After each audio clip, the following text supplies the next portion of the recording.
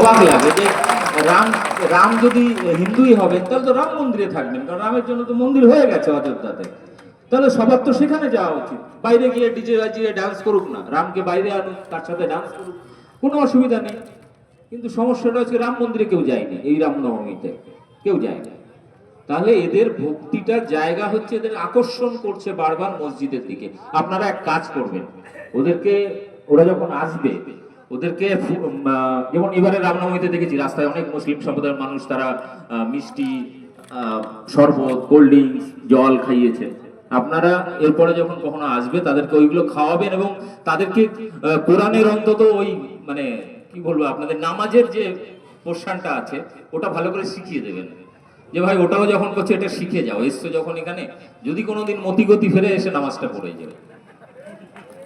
কারণ বারবার আমরা দেখছি এদের টার্গেট নিজেরা, নিজেদের ধর্মে। আমাদের কি হয়, কালী পুজো, দুর্গা পুজো প্যান্ডেল করে হয়, সব মানুষ যায় দলে দলে, তারা প্রতিমা দর্শন করে এবং সেলফি তোলে, ফ্যামিলি নিয়ে ঘোরে, কোথাও কোনো কিছু হয় না, এমনকি এত পুলিশও লাগে না। এই আজকে যেমন পুলিশ প্রশাসনের যারা দাদারা ভাইরা রয়েছেন, এত পুলিশ প্রশাসন লাগে না, সবাই নিয়ম মেনে ফ্যামিলি নিয়ে, মহিলারা। আমাদের কলকাতায় যে পুজোগুলো হয় বড় বড়, সব গ্রাম থেকে মানুষ আসে যারা কলকাতা চেনেন না, তারাও দিব্যি ফ্যামিলি নিয়ে বাচ্চা নিয়ে ঘুরে বেড়াচ্ছে ওই ভিড়ের মধ্যে, কোটি কোটি মানুষ। কই কোনোদিন কোনো সমস্যা হয়েছে বলে আমি শুনিনি, কিন্তু এখন হচ্ছে। নতুন করে রাম ভক্ত হৃদয় হয়েছে। অ্যাকচুয়ালি রামটা কেউ না, রামটা নরেন্দ্র মোদী। কারণ একটা জিনিস বুঝুন, রামের প্রাণ প্রতিষ্ঠা কে করেছে? নরেন্দ্র মোদী। অর্থাৎ রামের থেকে শক্তিশালী মানুষ উনি। আবার তো গতকাল পত্রিকায় বেরিয়েছে যে রাম ওখানে বাল কি জানো, বালক রাম, মানে এখন যিনি আছেন সেটা হচ্ছে শিশু।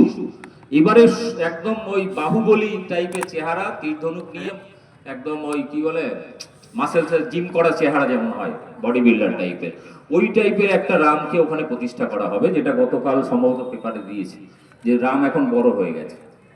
আমি রাম ফাম যাচ্ছি না, এবার আমি মূল জায়গায় আসি। এই যে মুসলিমদের ভালোর জন্য উনি প্রচুর আইন করেছেন, প্রচুর আইন। ওয়াকাফ বিল নিয়ে এসছেন। ওয়াকাফ বিল নিয়ে কি অভিযোগ? সরকারের অভিযোগ হচ্ছে ওয়াকাফ সম্পত্তি বিভিন্ন জায়গায় বিভিন্ন ট্রাস্টের মাধ্যমে সেগুলোর অপব্যবহার হচ্ছে, দুর্নীতি হচ্ছে। এটা ঠিক কথা, হচ্ছে, ঠিক প্রপারলি ইউটিলাইজ হচ্ছে না। তো সেই দুর্নীতির অভিযোগের ভিত্তিতে এই আইনটাকে সংশোধন করে সরকার বলছে আমি সম্পত্তিটা আমার নিয়ন্ত্রণে নিয়ে নেব। অর্থাৎ আমি, আমার ঠাকুরদা বাবাকে জমি দিয়ে গেছিল, তারপর বাবাকে দিয়ে বাবা আমাকে দিয়ে গেছে, এবার আমার ধরুন ছেলে নেই, মেয়ে আছে, মেয়ে বিয়ে হয়ে যাবে, অন্য ফ্যামিলিতে চলে যাবে, তাকে যেটুকু দেওয়া দিয়ে দিলাম। বুড়ো বুড়ি মরার আগে আমরা ঠিক করলাম যে এটা আমরা কোনো ওই রামকৃষ্ণ মিশন বা কোনো আশ্রমে দান করে যাব। ধরুন দান করলাম, আমরা মারা গেলাম, কদিন পরে এক প্রমোটার এসে বলল যে না, এই জমি তোমার নয়, এই জমি আমাকে দিতে হবে। যেমন হয় না অনেক সময় কোনো খাস জমি পড়ে থাকলে প্রমোটাররা এসে ঘিরে ঘিরে মেরে ধরে নিয়ে নেয়। তো এখন নতুন প্রমোটার ভারতবর্ষে, 1 নম্বর প্রমোটার নরেন্দ্র মোদী, অমিত শাহ। এরা জমি মাফিয়া, যেমন আমরা বলি না শব্দটা জমি মাফিয়া, এরা হয়ে গেছে এখন জমি মাফিয়া, ওটা নিতে হবে। এবার হিন্দুরা ভাবছে যাক মুসলিমদের এবার টাইট দেওয়া গেছে। মুসলিমদের কি টাইট দেবে? মুসলিমদের কি টাইট দেবে আমাকে বলুন। হিন্দুরা মুসলিমদের নিয়ে যখনই আইন তৈরি করছে অমিত শাহ, নরেন্দ্র মোদী এরা, আর হিন্দুরা ভাবছে যে এবার মনে হচ্ছে মুসলিমদের টাইট দেওয়া গেছে। আরে ভাই, মুসলিমদের টাইট দেওয়া যাবে না, কারণ তারা ওই আরব থেকে বা মঙ্গল গ্রহ থেকে আসেনি, তারা এখানকারই মানুষ, তারা এখানকারই মানুষ। এতে ডিএনএ চেক করলে দেখবেন যে আজ থেকে 5 পুরুষ 10 পুরুষ আগে আজকে এখানে কত লোকের দেখবেন পদবী, মন্ডল, বিশ্বাস, চৌধুরী, সরকার, সর্দার, প্রচুর মানুষ রয়েছেন এখানে। এরা কারা ছিল? এই আমাদের হাইকোর্টের আইনজীবী আনিসুর রহমান, তার ঠাকুরদার বাবা নাম ছিল হারাদম সরকার, 3 পুরুষ আগে। আনিসুর রহমান অনেকে চেনেন, দাড়ি করে বয়স্ক করে আইনজীবী, সোশ্যাল মিডিয়ায় খুব ভাইরাল থাকে।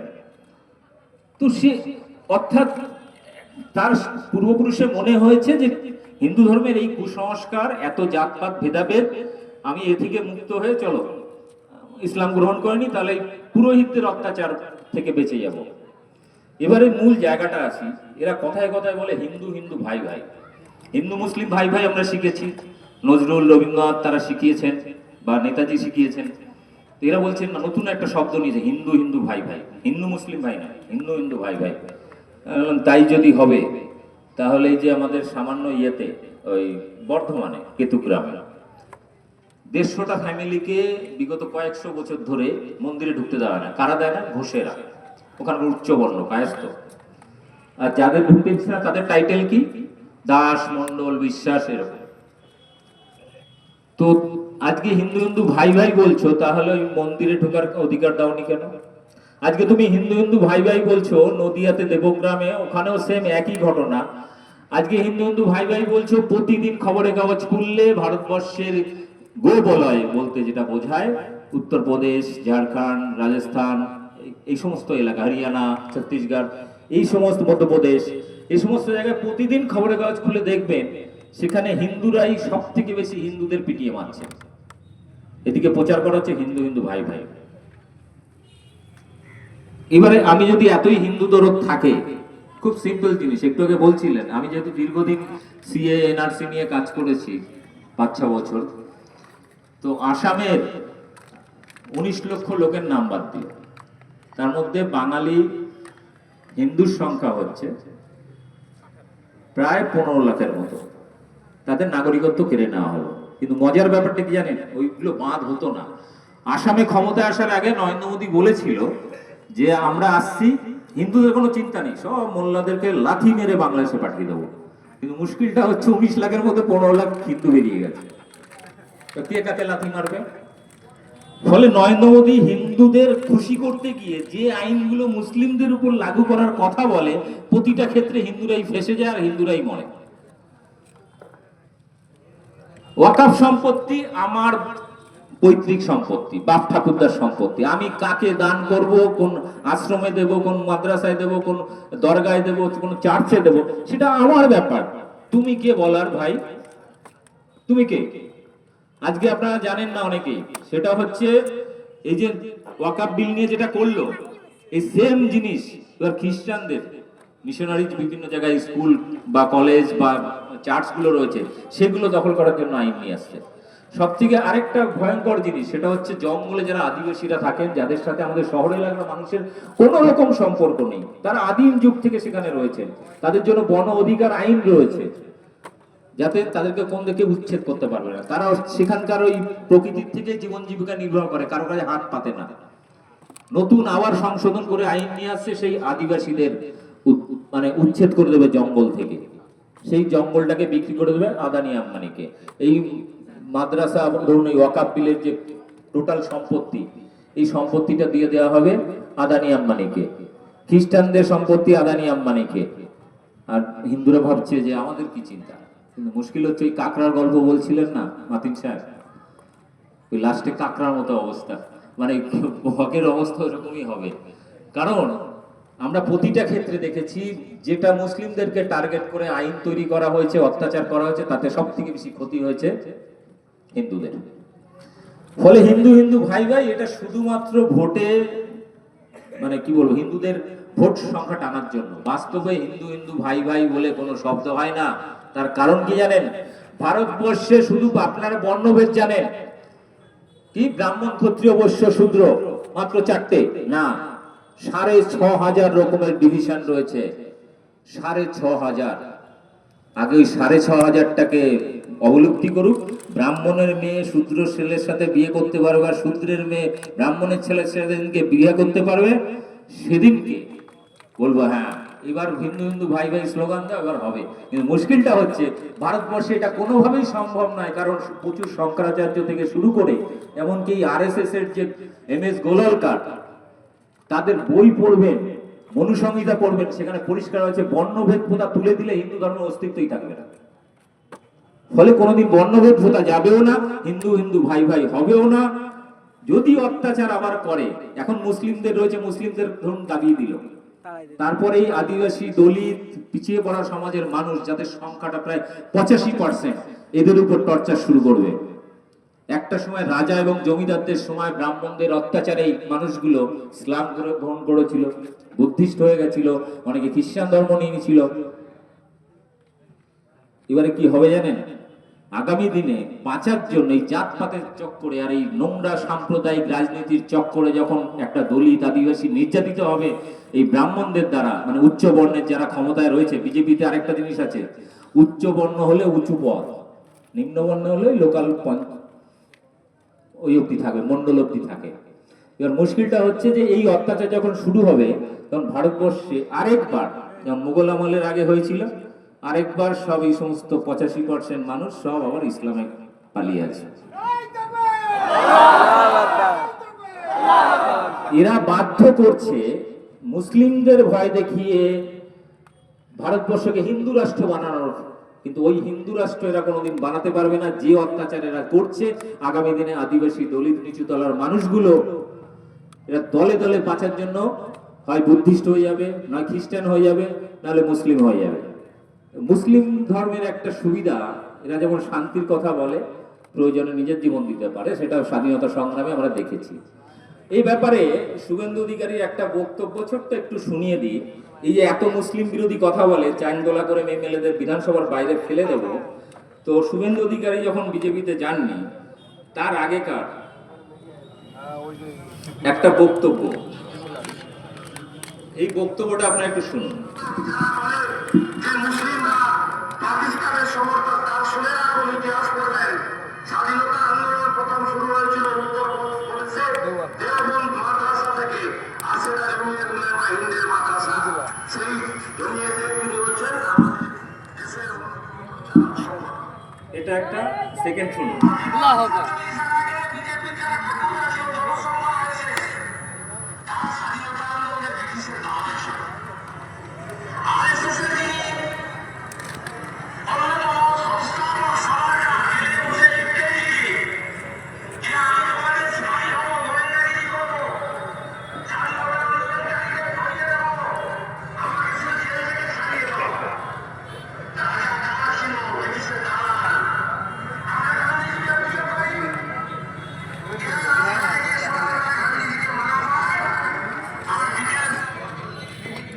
বলছেন যে ভারতবর্ষের স্বাধীনতা সংগ্রামে জমিয়তে উলামা হিন্দ এরকম আরো বহু মুসলিম সংগঠন ছিলেন, তারা স্বাধীনতার জন্য প্রাণ দিয়েছেন। প্রচুর আলেম উলামা মৌলানা এমনকি বিভিন্ন মাদ্রাসার ছাত্রছাত্রীরা প্রাণ দিয়েছিলেন, যার হিসাব যদি আপনারা করতে বসেন, ভারত সরকারের 1971 সালে একটা সিরিজ বেরিয়েছে বইয়ে, সেখানে মুসলিম স্বাধীনতা সংগ্রামীদের একটা তালিকা আছে। যে তালিকা যদি আপনারা দেখেন, যদি ট্যালি করেন যে ভারতবর্ষে মুসলিমরা স্বাধীনতার জন্য কত পার্সেন্ট প্রাণ দিয়েছে আর হিন্দু বা অন্য ধর্মের শিখ বা বুদ্ধিস্ট দিয়েছে, তাহলে কিন্তু লজ্জায় পড়ে যাবে বিজেপি আরএসএস।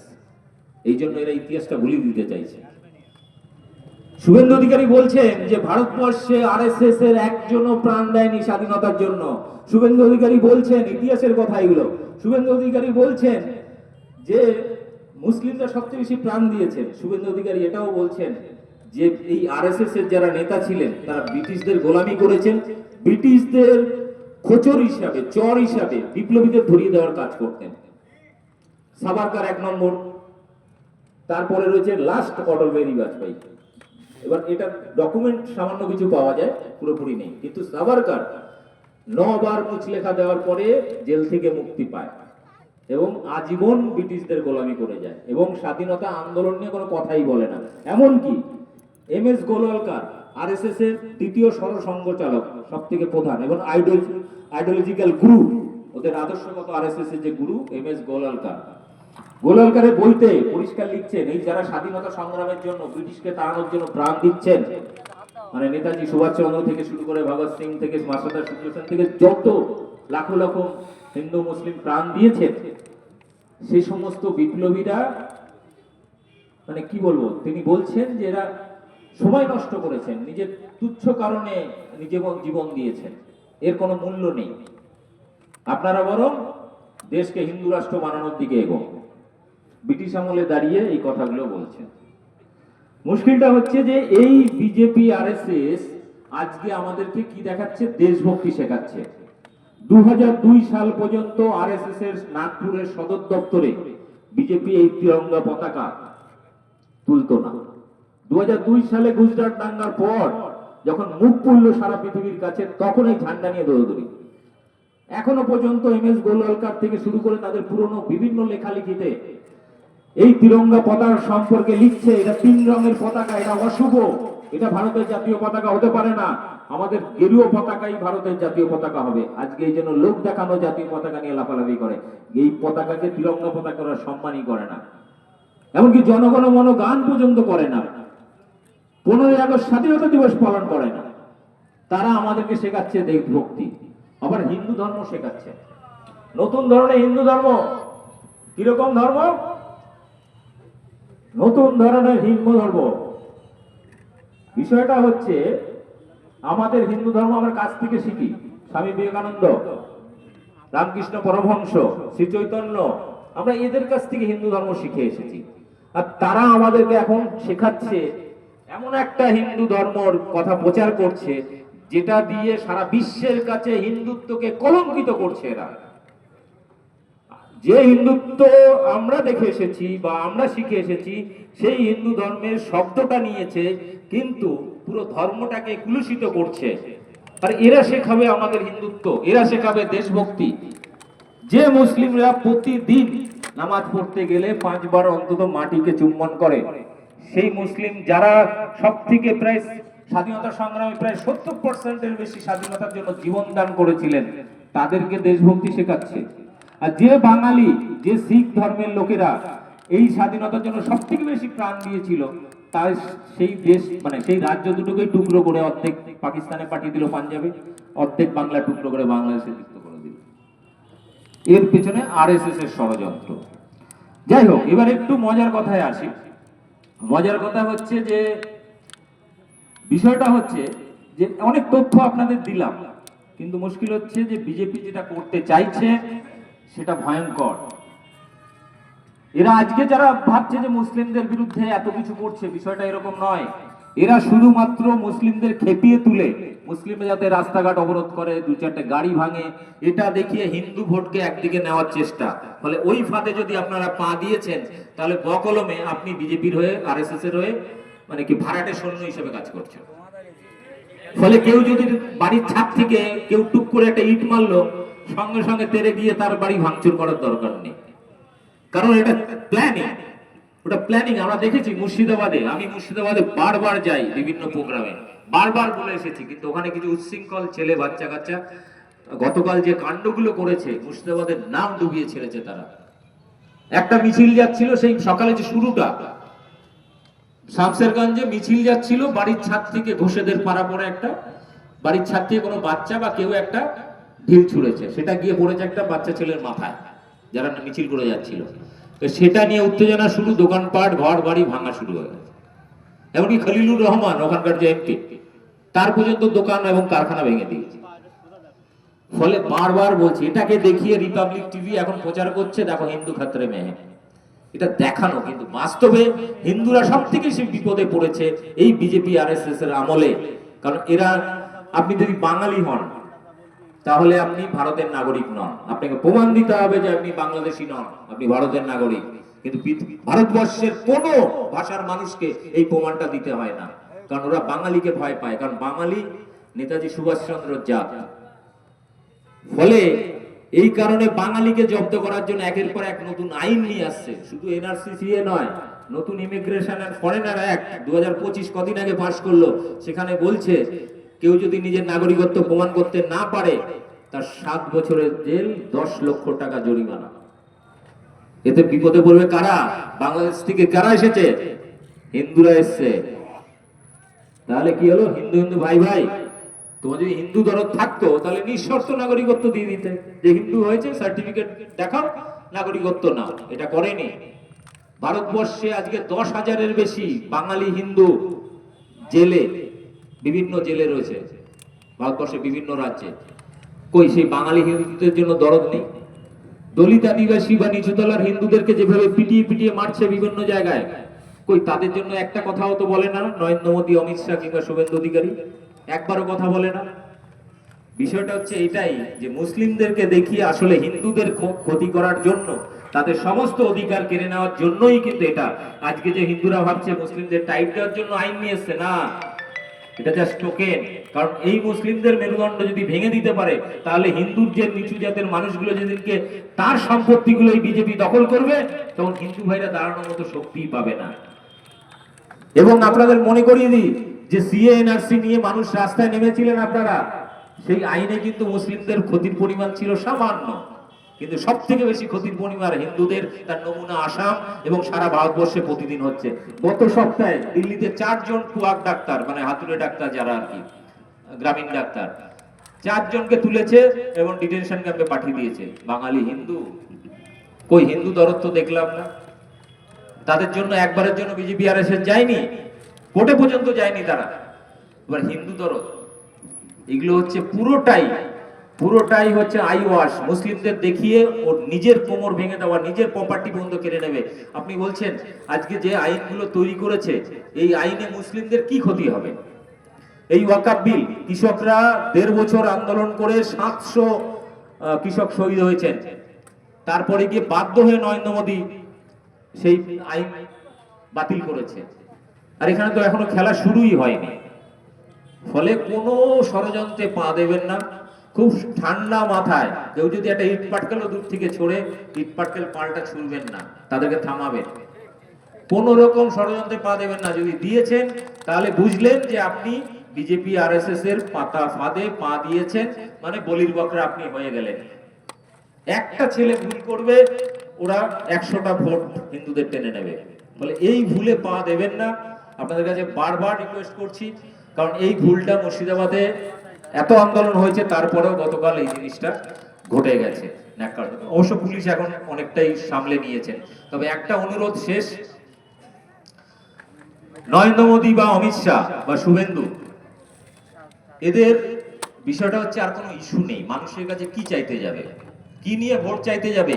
আমি একটা সকালবেলায় একটা বিজেপি আরএসএস এর একটা ছেলে আমাকে হোয়াটসঅ্যাপ করছে সকাল থেকে, বলছে যে তুমি কেন নরেন্দ্র মোদী, বিজেপি, শুভেন্দু এদের বিরোধিতা করো?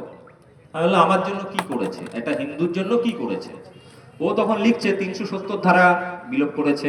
তাহলে তোমার তাতে কি লাভ হলো? তুমি কি ওখানে সুন্দরী মেয়ে বিয়ে করেছো? বলছে না।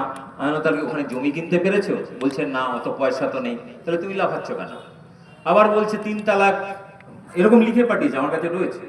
এবং বলছে 3 তালাক ইয়ে উইথড্র করেছে, বাতিল করেছে। আমি বললাম যে তাতে তোমার কি, তুমি কি কোনো মুসলিম মেয়েকে বিয়ে করেছো তোমাকে তালাক দিতে হবে? বলছে না। তাহলে তোমার লাভটা কোথায়? আমি নিজে বলছি আমার কি ক্ষতিটা হয়েছে নরেন্দ্র মোদীর আমলে। 2016 সাল নোটবন্দি, আর ঠিক ওই সময় আমি নিজের ব্যবসা চেঞ্জ করে অন্য একটা ব্যবসা শুরু করতে যাচ্ছি, ক্যাশ টাকা হাতে কাজ করতে যাচ্ছি। হঠাৎ করে নোটবন্দি, রাতারাতি সেই টাকা ভাঙানো সমস্যা, নতুন কাস্টমার বা অর্ডার দিতে পারছি না, এরকম একটা পরিস্থিতির মধ্যে পুরো ব্যবসা লাটে। একটু গুছিয়ে উঠতে 6 মাস টাইম লাগলো। 2017-তে জিএসটি, তখনও কাগজপত্র রেডি করতে পারেনি জিএসটি। টোটাল আমার 2 বছরে আমার যা পুঁজি পাটা ছিল সব বেলেঘাটা হয়ে গেছে। এবং তারপর থেকে ঠিক করেছি নরেন্দ্র মোদী যতদিন ক্ষমতায় আছে ততদিন আমি কোনো ব্যবসা কিছু করব না, আমি মানুষকে সচেতন করে যাব। এই করতে গিয়ে ইউটিউব চ্যানেলটা খুললাম। এখন বহু মানুষ আমার চ্যানেল দেখেন, বং নিউজ লাইভ। বিষয়টা হচ্ছে যে পশ্চিমবাংলা বিজেপি আরএসএস এর বিরুদ্ধে মানে এককভাবে যদি কেউ প্রতিবাদ করে, সে হচ্ছে এই দীপক ব্যাপারী। মানে আমাকে নিয়ে ওদের খুব সমস্যা, কারণ আমি তো মোল্লা নই, দাড়ি টুপি নেই, মানে দাড়ি আছে টুপি নেই, আর নামটাও দীপক মোল্লা নয়। কিন্তু ওদের সমস্যা হচ্ছে আমার বিরুদ্ধে বলতে পারে না, কারণ যে কথাগুলো আমি তুলি তার উত্তর ওরা দিতে পারে না। যে কথাগুলো, যে প্রশ্নগুলো আমি তুলি সেইগুলো দিতে পারে না। এরা হিন্দু ধর্মকে আজকে এমন একটা পর্যায়ে নিয়ে আসছে যে রামনবমী হলে মানুষ আতঙ্কে থাকে, এই দাঙ্গা হয়ে যাবে না তো, এই যে মিছিল যাচ্ছে গিয়ে কোনো মসজিদের ভিতরে ভাঙচুর করবে না তো। অর্থাৎ আজকে ওদের হিন্দুত্ব হচ্ছে আতঙ্কের নাম, ওদের হিন্দুত্ব না হচ্ছে ঘৃণার নাম। কিন্তু ওটা হিন্দুত্ব নয়, ওটা একটা নোংরা রাজনীতি। যে হিন্দুত্ব আমাদের স্বামী বিবেকানন্দ শিখিয়েছেন, রামকৃষ্ণ শিখেছেন, শ্রী চৈতন্য শিখেছেন, আরো বহু মহাপুরুষ শিখিয়েছেন, সেটা হিন্দুত্ব। যেখানে প্রেম ভালোবাসার কথা, সম্প্রীতির কথা বলেছে, যত মত তত পথের কথা বলেছে। আর এরা যে হিন্দুত্বের কথা বলছে, সেখানে মুসলিমদের নাম মারো কাটো এই কথাগুলো না বললে সে হিন্দু নয়। এমনকি যারা বলে মানে আমরা যারা সেকুলার বা আমরা যারা সম্প্রীতির কথা বলি, হিন্দু মুসলিম ভাই ভাইয়ের কথা বলি, আমাদেরকে বলে এরা হচ্ছে সব জালি হিন্দু, এদের ডিএনএ তে দোষ আছে। আমারও মাঝে মাঝে উত্তর দিই, আমি বললাম ভাই তোর ডিএনএটাও চেক করিয়ে নে, বাড়িতে নরেন্দ্র মোদী আসতো না তো, তো মাকে জিজ্ঞেস করিস তো একবার। ধন্যবাদ, ভালো থাকবেন সবাই। অসংখ্য ধন্যবাদ।